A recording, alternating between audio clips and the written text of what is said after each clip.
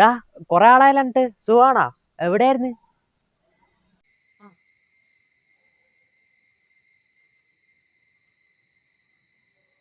കുറേ നാളായോ നമ്മള് കണ്ടിട്ട്? നമ്മൾ പുള്ളീനെ കണ്ടിട്ട് ഇപ്പം ഏകദേശം എത്ര ദിവസമായി കാണും? എടാ ഇതൊന്നും ആരും അത്ര സീരിയസ് ആയിട്ട് ചോദിക്കുന്ന കാര്യങ്ങളല്ല. സുഖമാണോ എന്ന് ചോദിച്ചാൽ നമ്മളിപ്പോൾ എന്താ പറയാ? ഈ സുഖം എന്ന് പറയുന്നത് ഒരു റിലേറ്റീവ് ടൈം അല്ലേ. നമുക്കിത് അബ്സലൂട്ട് ടൈംസ് എങ്ങനെ പറഞ്ഞ് മനസ്സിലാക്കാൻ കഴിയും? അപ്പോൾ എവിടെയായിരുന്നു എന്ന് ചോദിച്ചതോ? നമ്മൾ ഇതിനിടയ്ക്ക് എവിടെയൊക്കെ പോയിട്ടുണ്ടാവും? ഇതൊക്കെ ഡീറ്റെയിൽ ആയിട്ട് പറയാൻ നിന്നതിന് എത്ര സമയം എടുക്കും? മനുഷ്യർ സോഷ്യലൈസ് ചെയ്യാൻ വേണ്ടി ഉപയോഗിക്കുന്ന കുറച്ച് കാര്യങ്ങളാണ് ഇതൊക്കെ.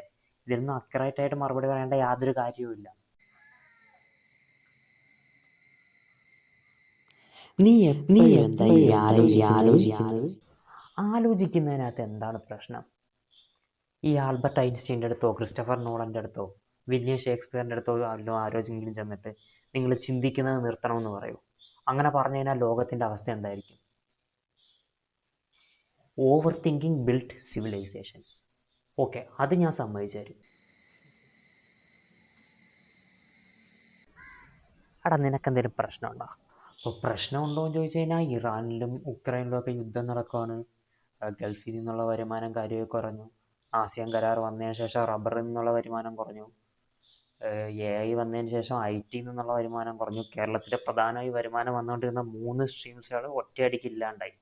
അപ്പോൾ ഇതൊക്കെ പ്രശ്നങ്ങളാണ്. ഇങ്ങനെ ഒരുപാട് പ്രശ്നങ്ങളുണ്ടല്ലോ. ഇതൊക്കെ ജോലിക്ക് പോകുന്നവരല്ലേ ബാധിക്കുള്ളൂ. നമ്മളിതൊന്നും അറിയേണ്ട കാര്യമില്ലല്ലോ.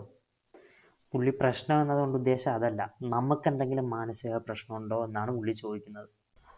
അവിടെ നീ നല്ലൊരു സൈക്കോളജിസ്റ്റിനെ കാണണം. ഞാൻ പറഞ്ഞില്ലേ, നമ്മൾ എത്ര സൈക്കോളജിസ്റ്റുകളെ കണ്ടതാ. പക്ഷെ ഞാൻ അതല്ല ആലോചിക്കുന്നത്. നമ്മളെ കണ്ടൊരു 5 മിനിറ്റ് കഴിയുമ്പോൾ തന്നെ എല്ലാവരും ഇതേ കാര്യം തന്നെയാണല്ലോ ചോദിക്കുന്നത്. അതെന്തുകൊണ്ടായിരിക്കും? നമുക്കെന്തെങ്കിലും പ്രശ്നമുണ്ടോയെന്ന്.